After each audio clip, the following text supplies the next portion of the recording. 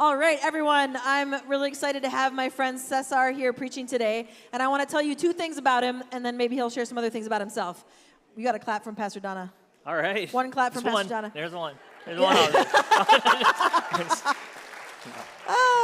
Okay, two things I want to tell you about Cesar. First of all, we're friends, and that's the number one most important thing, is that this is my good friend. I just don't remember when we met. It's true. Like, it's been almost 20 years maybe, but I was really grateful to know he does not remember when we met. Yes. So we're good. The second thing I want you to know about him is that he is a part of the team, and he's really leading the crew that is empowering our team here, Allie and her team, to have launched Young Life Northeast in this last year. So that we do need to clap for. Thank you, Cesar, for that leadership. Incredible. We're so grateful. And honestly, it was conversations with you, and that's why we're even celebrating this today. And so he'll share a little bit more about Young Life. But I'm super grateful for him to be here to continue our conversation we've been having, empowered every day as we're looking through stories in the book of Acts. So can you just welcome Pastor Cesar one more time? Thanks. Thank you. It's not how you start, it's how you finish. I don't know how this friendship started, but I'm grateful that it continues. And I don't know if you've ever had this experience where you recognize someone, then you have to figure out how you know them. This happened last week. I was at a coffee shop actually preparing for this message, and this one young lady walks in the coffee shop, and she looks at me, and we kind of gave that kind of look, and then she looked down at the floor. So I'm like, okay, then I look behind me, I'm like, was that to someone else? This is awkward. And then she sat down at the table, like two down, and then looked at me like sideways, and then looked down. Okay, this is awkward. So I got up, and I just said, do I know you? And she goes, I don't know. And then we started just saying things, and I'm like, no, that's not it. That's not it. And then she was like, what's your Instagram handle? And then that's how we solved it. We like, oh, who are the mutual people that we know? And then we built the context of how we know each other. But what I know is this. You can recognize someone and not know them, right? It's possible to know someone and not really know them. I want you to think about who really knows you. Who knows you? Not just knows your name. That's one of the things I can tell if people know me. I say my name, Cesar. I don't correct anybody. I don't say it in Spanish because I'm Filipino and I just don't speak Spanish. So when people come up to me and they're like, hola, Cesar, I'm like, you don't know me. Or they're like, Cesar. I'm like, okay, you definitely don't know me. But if someone says Cesar, then I go, okay, they've heard of me before. Let's see if this works. But that's how you know if someone actually knows you. Now, I want you to think, how does it feel when someone knows you? Because I know what it feels like to be misunderstood. I know what it feels like to be judged. And again, this goes back to me being Filipino. People would think I speak Spanish, so I wasn't Spanish speaking enough. I would go to things and I didn't speak Tagalog, so I wasn't Filipino enough. When I went to school in Fridley, I wasn't white enough. So I felt that I didn't fit in anywhere and I was misunderstood. So I was searching for my identity. But there's something that happens when you are actually known. My notification came up on my phone the other day, and it's my algorithm. Like, I was scrolling, and your phone knows you. It says this: lately you've enjoyed perfecting your swing. I watch golf swing videos all the time. There are golfers and there are people with golf clubs. I have golf clubs. I'm not a golfer. It says, lately you've enjoyed perfecting your swing, navigating parenthood, and working on self-improvement. And I remember looking at my phone like, I feel known. No. I don't feel known because an algorithm is paying attention to my behavior. I don't feel known when I get into my car and the GPS knows what time I get into the car and says, are you heading home right now? There are things that AI and algorithms learn about you, but doesn't make you feel known. There's an element of human interaction that is required for you to feel known. Do you actually feel known? I think one of the most underrated tourist attractions, people have feelings about this, I think is the Mall of America, okay? I live and see some people make that face, oh. I like the mall. I like people watching. I like indoors. I like no mosquitoes. They got plants in there, you know? But so I go to the mall, And people watch, and I was walking by what I think is the lamest part of them all. There's this mini golf course called Rock of Ages, and I was wondering why there was this crowd gathering around it. And I heard people screaming and cheering, and I go, oh, I know where this crowd is heading. So I ran through the food court, because I know the mall like the back of my hand. I run through the food court, I get ahead of the crowd, and I filmed this video.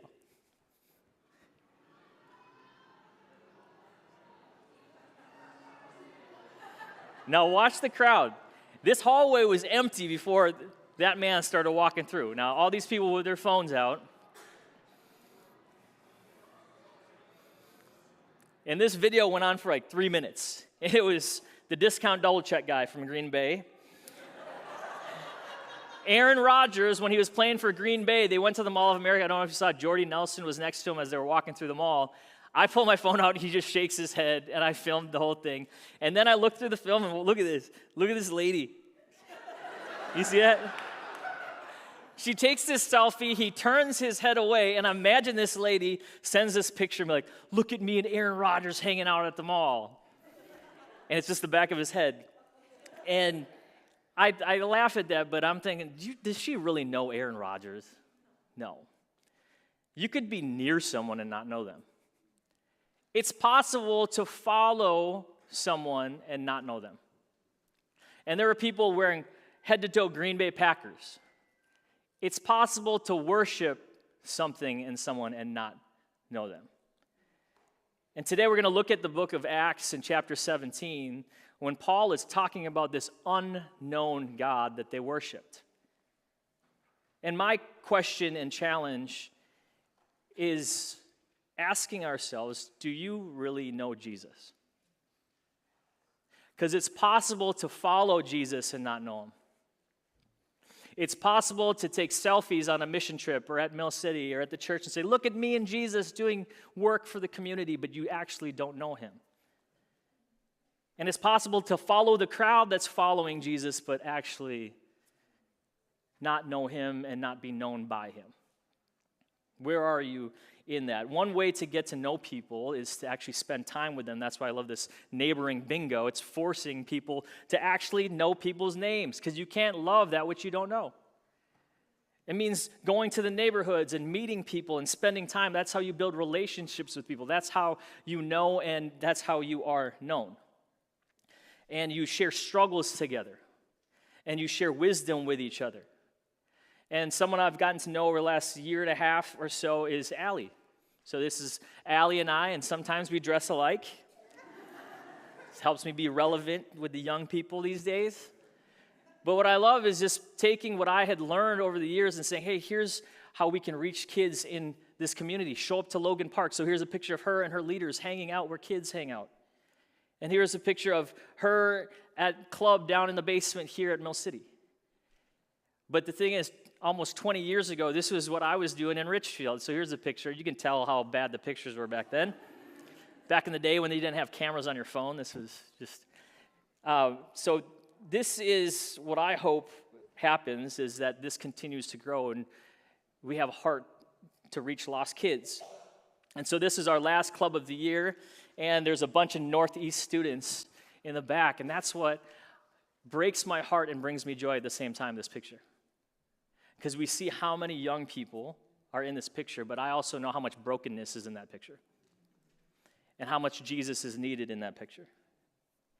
And it requires people, here are the leaders that are reaching out to these students. It requires people being courageous and going to where people are, meeting them where they are, and talking about the love of Jesus.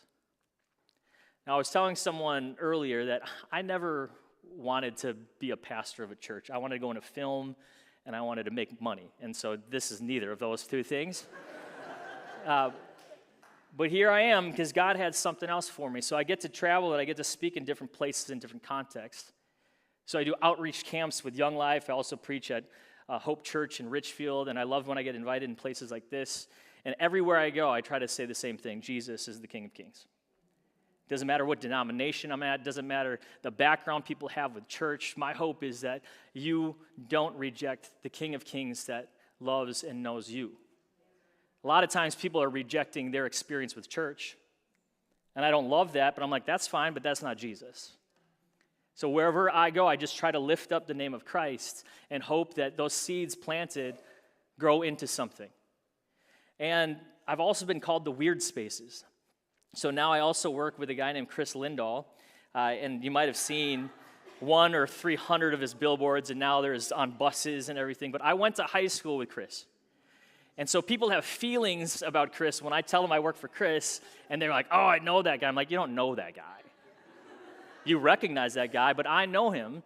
And when he saw what was happening in Richfield, he said, if you can change a city with volunteer leaders, I need whatever you're doing for this company. And it's a weird role. I'm like an in-house life coach for the agents and employees. And if someone talks about their faith, I become a chaplain. So as I'm coaching them through the Working Genius or Strengths Finder, they talk about their faith. They go, can I share a passage with you? And I realize that God has put me in places to share the gospel that I didn't try to go to. I didn't say, hey, I hope to meet people that aren't Christians at this real estate company and point them to Jesus. I just went where God placed me. And I realized that sometimes God's plan and purpose for our lives is different than what we have for ourselves. Am I the only one? The thing is, when I look back at my life, I realize God was doing something, even in my biggest insecurity, which was not knowing who I was because I was Filipino with a Spanish name in a white school. So I hit a midlife crisis when I was a teenager. And in middle school, this is what I said about myself and my future. Teacher or basketball player, that's the dilemma for Cesar. He's not sure which he will become, but whichever he chooses, he is sure that his teachers have been a tremendous influence. I stopped growing, so basketball was out the window. My physical education teachers have been great. They know how to motivate me and have really helped me improve my basketball skills. As a teacher, he believes that through his leadership role, he could motivate students too. Next to physical education, Cesar most enjoys geography. I really like to learn about other cultures. I want to know what other people think. Do we see them the way they really are, and how do they see us? What can we do to understand each other better? Yeah, you said, wow. I'm like, so did I. When I reread this as an adult, I'm like, what? I was a smart kid. I don't know what happened after that. But looking back, I realized that out of my insecurity, trying to navigate culture from myself, God was crafting someone that didn't fit in anywhere but could sneak in everywhere. And when I understood that my biggest insecurity, when I gave them back to God, He can use them as my greatest asset. Because I could sneak in places that other people couldn't, and I just said, okay, Lord, what am I supposed to do here now that I'm here? God has called you places. And there are people around you that are searching for something. The questions I want us to lean into before I dive into the passage is this. What do you think the people around you are searching for? Examine their lives. Think about the behavior. Think about the things your coworkers say. Think about the things that in passing the people around you are saying. What are they searching for? And lean in this for yourself. What are you searching for? Because we're all searching for something. Do you resonate with the words of 20th century philosopher and poet Bono when he says, I still haven't found what I'm looking for? What are you looking for? Because the reality is that the culture around us provides what we're searching for, but sometimes it's empty. When you look at social media, we can ask the question, what are people really searching for when we cling to our phones more than we cling to Christ? When we look at our phones and we spend more time scrolling than we do in Scripture. And when I look at this, I see a few things. I see that people want to be noticed. We can post the video and see how many people view us. People want to be known. We have our own accounts, and we can see how many people are actually looking at our accounts. There's something inside of us when we see someone likes us or hearts an emoji of something that we posted. We want to be loved. We want to be connected. We want to be in the know, and we want to follow people.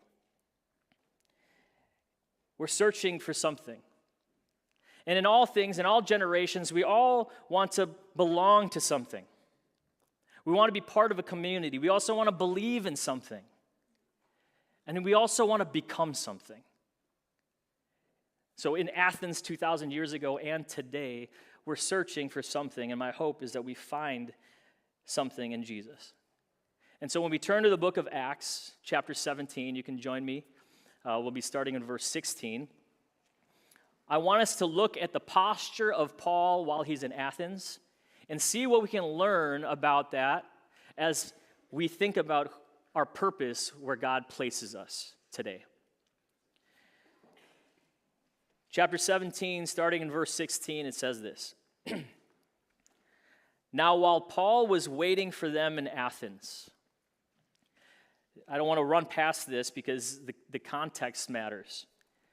In chapter 17, verse 1, Paul, Timothy, and Silas are in Thessalonica. And they got ran out of Thessalonica because they were talking about Jesus, saying he is the King of Kings, not Caesar. So they're lifting up the name of Jesus, and in Thessalonica, they ran him out of town. The agitators pushed him down to Berea. The same thing happened in Berea, but Timothy and Silas stayed, and it says they escorted Paul to Athens. Here's why it's important. This is our second missionary trip. Athens was not on the agenda. Paul wasn't saying, oh, we need to go to Athens. He just ended up in Athens. Do you know that God places you in cities and in schools maybe that you didn't choose or plan on being in? Do you think that God might have a purpose for you being there? As we unpack that, it says Paul was just waiting. He didn't have any plans there. He was just waiting, but his spirit was provoked within him as he saw the city was full of idols. So glad we don't deal with that today. Okay, that was a joke. You guys laughed. That's good. Full of idols. He saw that people were worshiping things not worth worshiping. They were following things like Aaron Rodgers through the mall. They were following celebrities. They were liking posts. They had their focus on everything but God, and he didn't get mad about it. He was distressed. He was provoked, but he wasn't provoked and distressed at the people. He was distressed and provoked about the problem. He saw that they were lost. He saw that they were finding their identity in all things but not Jesus. And it said it was full of idols. Not that there were some here and some there. It says the city was full of idols. He didn't look at the beauty of Athens like many people did. He looked at the brokenness of Athens. You know, when you start following Jesus, you see things differently. When you get the lens of Christ, you look at things a lot differently. And here, Paul is provoked when he sees these things, and then he reacts. He does something. It says, so he reasoned in the synagogue with the Jews and the devout persons, and in the marketplace every day with those who happened to be there. Paul didn't say, oh my goodness, I don't believe in any of these things. I'm going to hide in this cave until my friends get here. He says, no, I got to go do something about this. He goes to the synagogue, somewhere he's been before, because he understands that his story, he was a devout Jew, but he found Jesus. He's like, I'm going to tell them my story. Then it says he goes to the marketplace. He goes to churches, and he works at Christendal Real Estate. He's just there, talking about Jesus wherever he is. And when we look at Paul's posture, the first thing is this. Paul was provoked. He was moved. Do you care about lost people? If you can't weep for the lost, you won't try to win over the lost. Are you provoked that there are people that need Jesus that are clinging to something that isn't Christ? Does that move you? The other thing is that Paul was present. He entered in. He went into the synagogue. He went into the marketplace.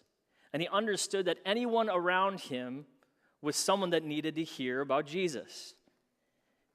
He was provoked and he was present, and this is what it says in verse 18. Some of the Epicurean and Stoic philosophers also conversed with him. Now, not only is he talking to the religious Jews and those in the marketplace, these philosophers, these people that were searching for something. And the Epicureans, those were the Modern day, they're the YOLO people. You only live once. Those are the ones that live for pleasure. They didn't believe in an afterlife. They just said, just consume all you can, enjoy life, and then when you're dead, you're dead. That's what they did. That's what they believed. And the Stoics, they didn't want to be attached to anything. The Epicureans said God is nowhere. The Stoics said God is everywhere, and there's destiny. And so there's these two opposing philosophies, and Paul doesn't disengage from them. He enters in, and he provides something different. And some said, what does this babbler wish to say? And that was not an encouraging thing. The actual word babbler is literally seed picker. These philosophers would say, this guy takes some of this philosophy, and he picks from this philosophy, and he's putting something together. We don't know what he's trying to say. Others said he seems to be a preacher of foreign divinities because he was preaching Jesus and the resurrection. Remember that half group, they didn't believe in an afterlife, so when they heard a resurrection, they said, I don't know if I can believe this person. But what was interesting is that the conversation kept going. Verse 19, and they took him and brought him to the Areopagus, saying, may we know what this new teaching is that you are presenting. There was some intrigue. Do you present the gospel in a way that's actually intriguing to people? Inviting to people? Verse 20, for you bring some strange things to our ears. Their soul was moving faster than their mind was. That's what was happening. We wish to know, therefore, what these things mean. They're searching for the meaning. In verse 21, now all the Athenians and foreigners who lived there would spend their time in nothing except telling or hearing something new. Now, I want you to think about the audience Paul has. He has religious, he has the philosophers, and if that didn't include everyone, it says everybody was searching for something. And they took him to the Areopagus. And the Areopagus was a place, it's where they worshiped the god Ares, the god of war, and this is where they would have debates, but it was also a people, it was a council. The Areopagus Council was 100 elite people that would be the judges. They were like the Supreme Court. And so they brought Paul there. And Paul would have known that 400 years before this, they brought Socrates in front of people, and they executed Socrates. And the reason why they executed Socrates in Athens is he was preaching about foreign gods. So can you imagine how Paul must feel at this moment? But they invited him, which is different. He got ran out of the two first towns. So this time he's like, at least they're not running me out of town. There was an opportunity there. Because Paul was persistent. Do you know that you're going to go through some struggles? Do you know that there are going to be people around you that are going to question what you believe and why you believe it? We need to be like Paul and say, you know what? If I believe that Jesus changed my life, I need to talk about it. I can't be afraid. I have to be courageous. And so he goes to the Areopagus, and this is a modern-day picture of the Areopagus, and this is coming from the Acropolis, which the Acropolis is on top, looking down on where this was. But here's what it would have looked like during Paul's time. So you have the Acropolis, which is literally the highest city. That's what Acropolis means, high city. And on the Acropolis were many temples for the gods. And in the Acropolis, the biggest temple was the Parthenon, which is where the goddess Athena lived. And so Paul is talking on this little platform and talking to the Athenians, and they would have known about the Acropolis. And so this is in the space that Paul says this. Verse 22. So Paul, standing in the midst of Areopagus, said, men of Athens, I perceive that in every way you are very religious. What Paul doesn't do is storm the temple and destroy the statues. What Paul doesn't do is construct a sign and say, here are all the things you're doing wrong. What Paul does is he actually says, I know you're searching for something. I see that you are in a search, you're religious, that you're in pursuit of something. He has compassion for them, so he doesn't put them out. He invites them in and says, I see that you're very religious. He builds a bridge. For as I passed along and observed the object of your worship, I also found an altar with this inscription, to the unknown God. What therefore you worship as unknown, this I proclaim to you. Of the thousands of gods he could talk about, he talks about the one they don't know. Why? Because he doesn't want to debate them. He wants them to understand who Jesus is. Do you know Christians that just want to be right? They just want to debate. And they're not thinking about, hey, how do I actually get people to know Jesus? You know that you have to build a bridge between people in a relationship, not a wall? Do you understand you have to invite them in and say, hey, I see where your search is. I know what you're longing for. Let me talk about Jesus and not the problems that divide us. And Paul says, I know this, but let me talk about this. The thing is, Paul was perceptive. Paul didn't just stand at the Areopagus and just tell people, hey, this is Jesus. He was invited in, and he looked around, and he was intentionally studying what they were searching for. He was perceptive. And he built bridges because he understood them. Do you know this? You don't need to agree with someone to understand them. I guess I'll say that again. Only 2 people heard that.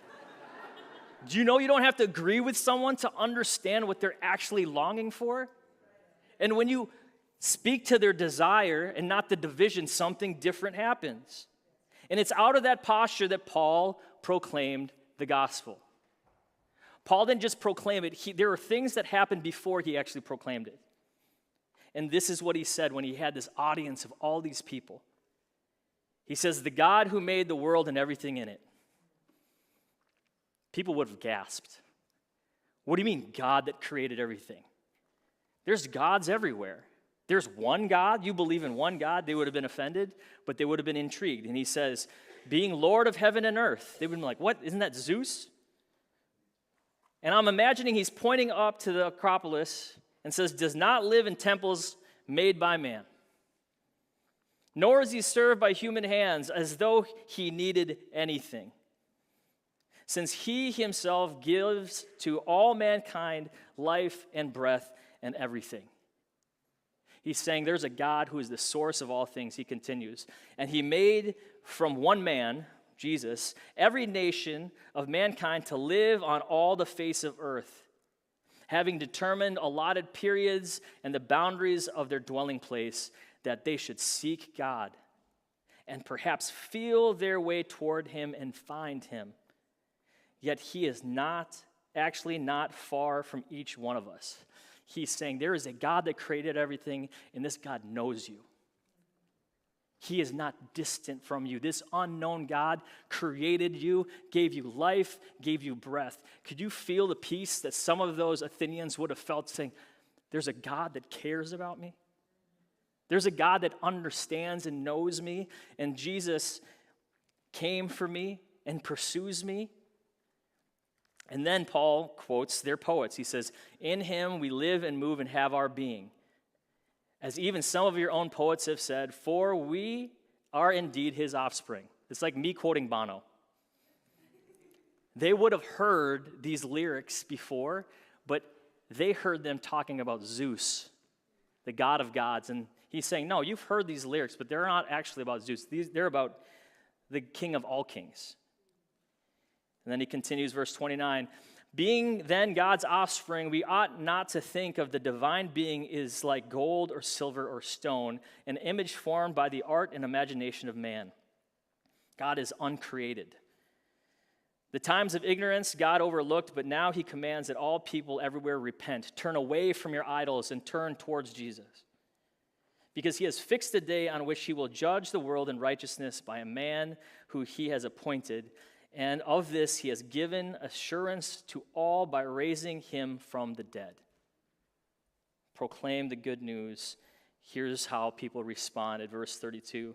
Now when they heard of the resurrection of the dead, some mocked. But others said, we will hear you again on this, about this. So Paul went out from their midst, but some men joined him and believed. Among them whom were Dionysius and Areopagus and a woman named Damaris, and others with him. Dionysius was part of that council, that elite. And Damaris was this woman. What I love is that there are people from all different walks of life that gave their life to Jesus that day. And my question to us is, how can this play out today in our lives?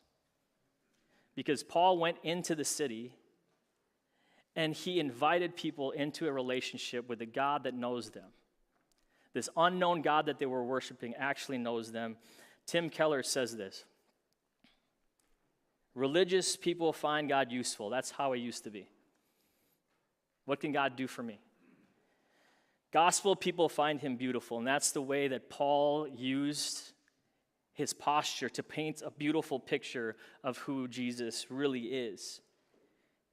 And for the last 2 weeks, we've seen this up on the screen, and Pastor Ashish and Pastor Steph both said this: we are empowered every day to show the love of Jesus and share about the love of Jesus. 2,000 years ago in Athens can also play out today.